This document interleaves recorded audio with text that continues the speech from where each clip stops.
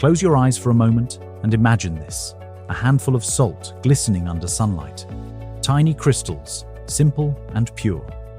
For thousands of years, they were worth their weight in gold. Soldiers were paid in it. Traders crossed deserts for it. Entire empires rose around it. Salt wasn't a villain then. It was life, because salt, at its core, is connection. It carries the taste of oceans, the memory of sweat, the spark of every nerve in your body. Every thought, every heartbeat, every muscle movement depends on those tiny particles of sodium and chloride dancing through your bloodstream. Without them, you wouldn't survive a single day. So how did something so essential become so feared? How did we go from revering salt to demonizing it? The truth, like salt itself, is complex. Somewhere between ancient wisdom and modern health campaigns, we lost balance. We started labeling nutrients as good or bad, black or white, hero or enemy. But the human body doesn't speak in extremes. It speaks in equilibrium.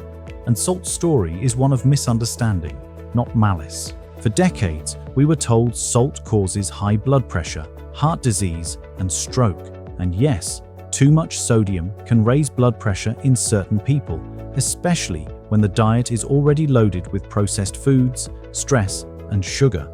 But here's the twist most never hear. The problem isn't salt itself, it's context. You see, the average person isn't eating salt from the sea, they're eating it from the shelf. Over 70% of the sodium we consume doesn't come from the shaker on your table. It comes hidden in packaged food, soups, sauces, bread, deli meats, chips, instant noodles. That's where excess thrives. But when you strip that away, when you eat real food, when your diet is balanced, when your lifestyle supports circulation, salt stops being the enemy. It becomes what it's always been, an ally. Let's go deeper. Your blood is a river, and sodium is part of what keeps it flowing. It helps regulate fluid balance, nerve transmission, and muscle contraction. Every electrical impulse that fires between your brain and body, every heartbeat, every blink, every movement, depends on electrolytes like sodium and potassium.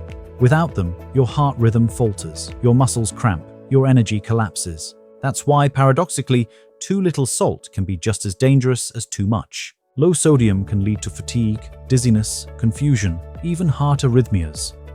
In hot climates, athletes or laborers who sweat heavily sometimes faint, not from dehydration, but from sodium loss. The balance matters. Always the balance. Here's what science actually says. Not everyone responds to salt the same way.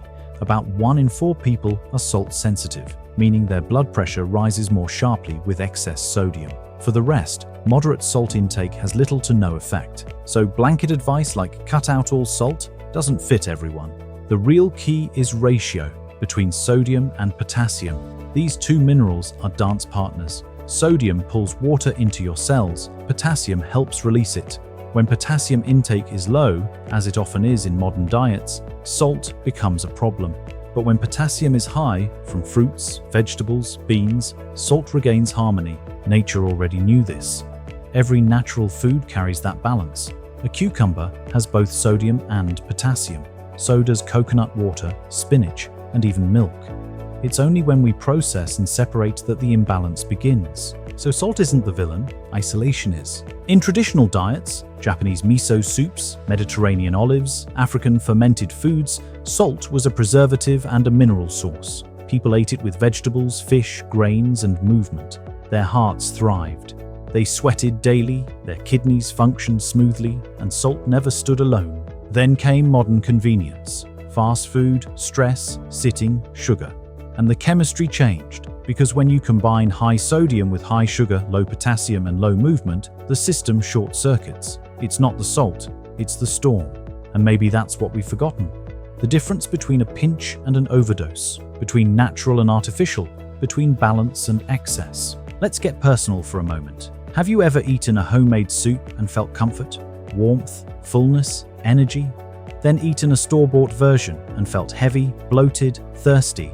That's the difference between a live salt and dead salt. Natural salt, sea salt, Himalayan pink, Celtic grey, carries trace minerals like magnesium, calcium, and zinc. Those minerals support hydration, nerve function, and blood pressure balance. Refined table salt, on the other hand, is stripped of all that. Bleached, processed, and often mixed with anti-caking agents. It's like comparing spring water to tap. Both wet your tongue, but only one nourishes. So, the first truth is this: the form matters. If you're using salt, choose one that remembers the earth. A mineral-rich, unprocessed salt that works with your body, not against it. The second truth: how you use it matters. Salt your food, not your life. Add it mindfully, during cooking, not after. Taste as you go. Let your tongue, not the label, decide. Your body is far smarter than the numbers on a box. It knows when enough is enough, if you learn to listen. And the third truth: what surrounds your salt matters. A diet rich in potassium, bananas, avocados, spinach, sweet potatoes, beans, naturally balances sodium's effects. Potassium relaxes blood vessels, lowers blood pressure, and helps the kidneys excrete excess sodium. So instead of cutting salt to zero, focus on adding color to your plate.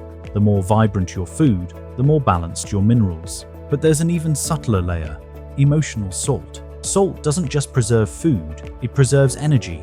It holds memory. In some traditions, salt cleanses negativity.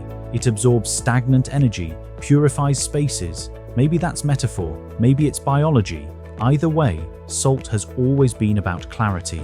The next time you taste something salty, notice how it awakens your senses, how it brings flavor to life. That's what balance feels like.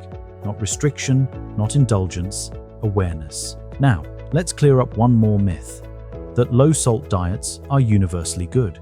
Studies now show that going too low can actually increase risk of heart disease in some people.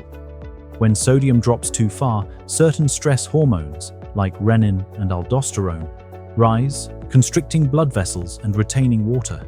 It's your body's desperate attempt to find balance again. Too little salt can also affect mood. Sodium helps regulate serotonin and dopamine, the very chemicals that make you feel calm, joyful, connected. That's why extreme low-salt diets can sometimes leave people feeling drained, even depressed. Your body isn't asking for zero, it's asking for wisdom.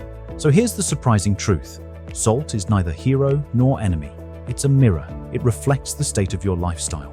If your diet is full of processed food, sugar, stress, and stillness, salt adds pressure. If your life is full of whole foods, hydration, movement, and balance, salt adds vitality. It's not the salt that's out of control, it's us. And maybe, just maybe, the answer isn't to fear it, but to return to it consciously. Start with small steps. Cook more at home, where you control the amount. Flavor your meals with herbs, citrus, and spice so you need less salt naturally. Add potassium-rich foods daily. Spinach, beans, avocado, coconut water. Hydrate, because water dilutes excess and keeps electrolytes in motion. And sweat, through walking, breathing, sunlight, joy, because the body cleanses through movement. You don't need to quit salt, you need to partner with it. In the end, salt is a teacher. It reminds you that balance is sacred.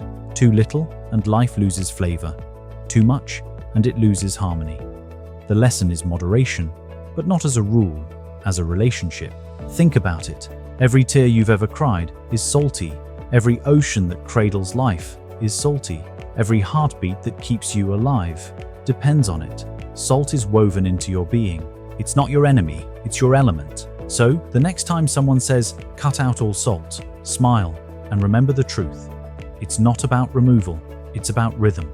It's about coming back to nature's ratio, the one that's been perfect since the beginning. Real food, real minerals, real balance. Because wellness isn't built on fear, it's built on understanding. Salt isn't what hurts you. Disconnection does. Stay inspired, stay balanced. This is Vital Dynasty.